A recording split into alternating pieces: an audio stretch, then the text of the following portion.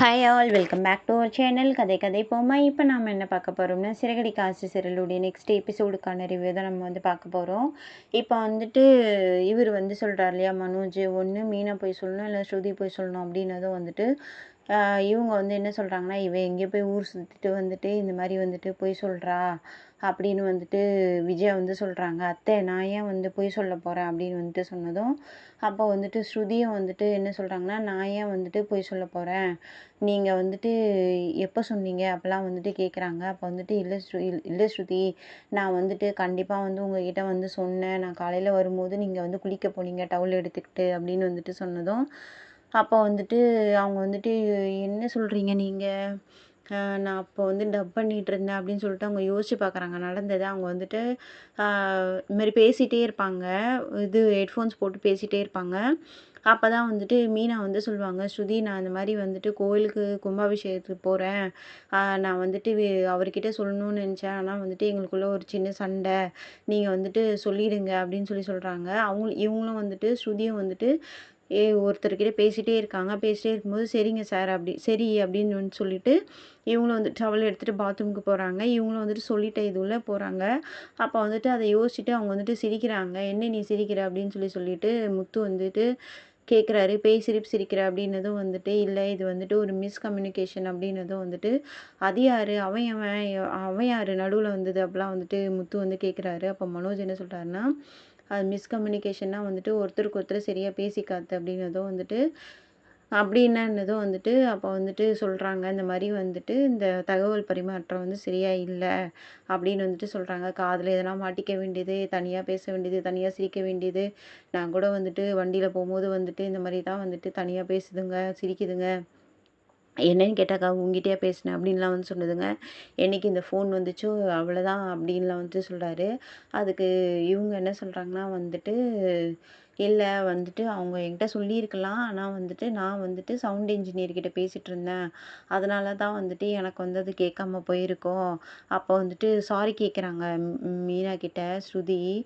Sorry Meena, நீங்கள் என்கிட்ட சொல்லியிருக்கலாம், நான் ஹெட்ஃபோன்ஸ் போட்டதுனால தான் எனக்கு கேட்கல அப்போலாம் சொல்லுவாங்க. சரி பரவாயில்ல அப்படின்னு சொன்னதும் என்னவோ இவ பொய் தான் சொல்கிறா அப்படின்னு சொல்லிட்டு திரும்ப விஜயா சொல்கிறாங்க. நம்மளுக்கே ஆத்திரமாக வருது, அப்படியே வாயில் 4 குத்து குத்தலாமான்னு இருக்குது. அப்போ அண்ணாமலை அடக்குறாரு, நீ வாயை மூடுறியா அப்போலாம் சொல்கிறாரு.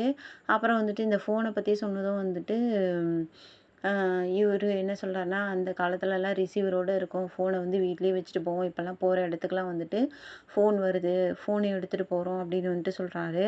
அப்போது இவர் நம்ம ரவி என்ன சொல்கிறாருன்னா இப்போல்லாம் இந்த வீடியோ காலு அது இதெல்லாம் வந்துட்டதுனால ரொம்ப பிரச்சனையாக இருக்குது அப்படின்னு சொல்கிறாரு. அப்போ ஸ்ருதி என்ன சொல்கிறாங்கன்னா, ஏன் இதெல்லாம் எதுக்கு இது பண்ணுது, எல்லாமே எல்லாரையும் க்ளோஸாக தான் வைக்குது அப்படின்னு ஸ்ருதி சொல்கிறாங்க.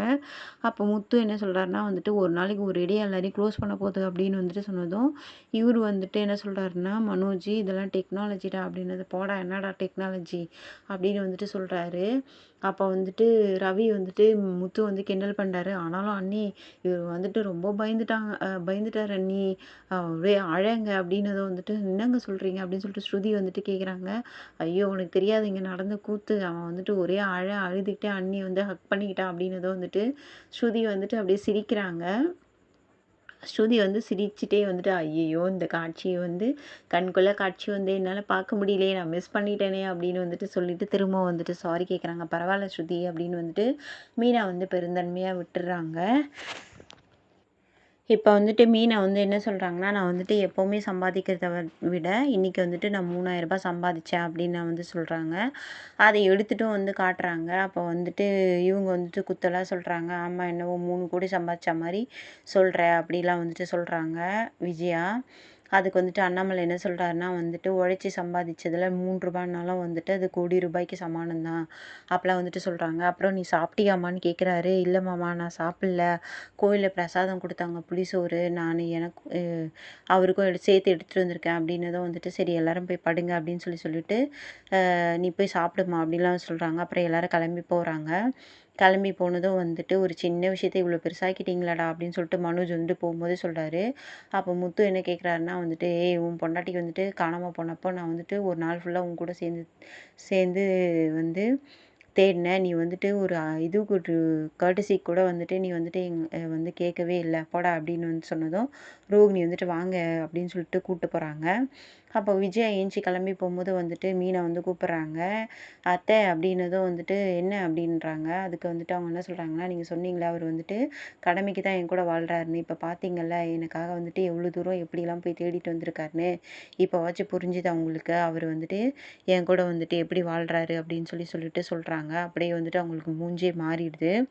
மூஞ்சே மாறுனதும் வந்துட்டு, "என்ன மீனா எங்க அம்மாவே கிளீன் போல்ட் ஆக்கிட்ட" அப்படின்னதும் வந்துட்டு, "ஆ ஆமாங்க. அதெல்லாம் அப்படிதான்" அப்படின்னு வந்து சொன்னதும், "சரி நம்ம சாப்பிடலாமான்னதும்" வந்துட்டு, சரி நீங்க வந்துட்டு பார்சல்லாம் எடுத்துட்டு போங்க. மொட்டை மாடியில சாப்பிடலான்னதும், "நிலாசோறா?" அப்படின்னு வந்து சொல்றாரு.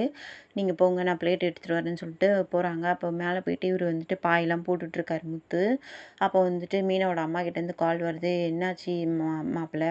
அப்படின்னு சொல்லிட்டு பதட்டமாவே ஃபோன் பண்றாங்க. அப்போ வந்துட்டு, "ஐயய்யோ! அத்தை நான் சொல்ல மறந்துட்டேன். மீனா வந்துட்டா" அப்படின்னு வந்துட்டோம். "அவ எங்க போனாளாம்?" அப்படின்னு வந்துட்டு, "அவ சண்டைலாம் போட்டுருந்தா அப்பலாம் போல. அவ வந்துட்டு கோயில்ல வந்துட்டு மாலை கட்ட போயிருக்கா. இங்க வந்துட்டு ஸ்ருதி சாரி ரவி பொண்டாட்டிகிட்ட சொல்லிட்டு தான் போயிருக்கா. அந்த பொண்ணு வந்துட்டு சொல்லல.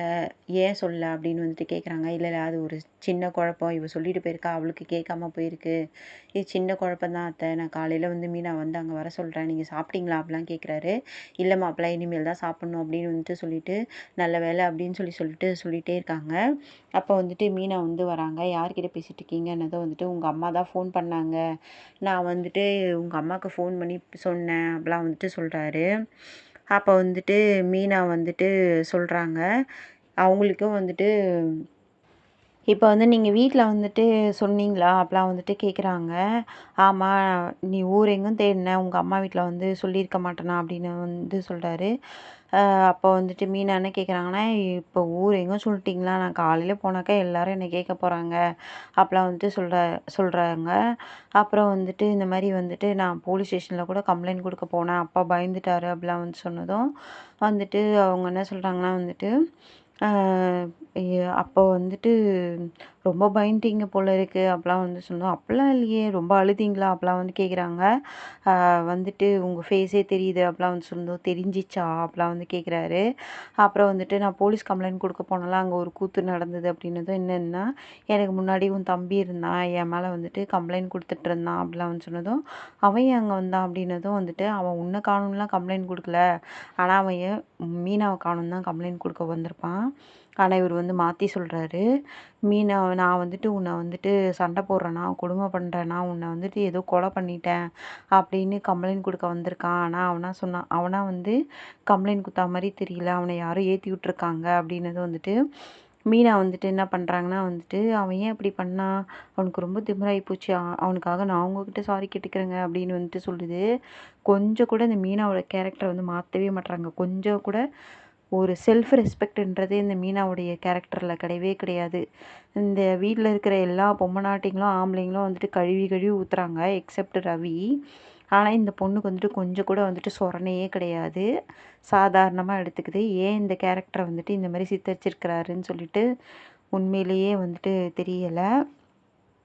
அப்போ பூ வாங்கி வச்சிருக்காரு இல்லையா? அந்த பூவ வந்துட்டு நான் வச்சு விட்றேன் அப்படின்னு வந்து சொல்றாரு. "இல்ல நான் சாப்பிட்டு வச்சுக்கிறேன்" அப்படிலாம் வந்துட்டு வந்து மீனா வந்து சொல்றாங்க. "இல்ல, இல்ல நான் இப்பயே வச்சு விட்றேன்" அப்படின்னு சொல்லிட்டு வந்து மீனாவுக்கு வந்துட்டு பூவ வந்து வச்சு விடுறாரு.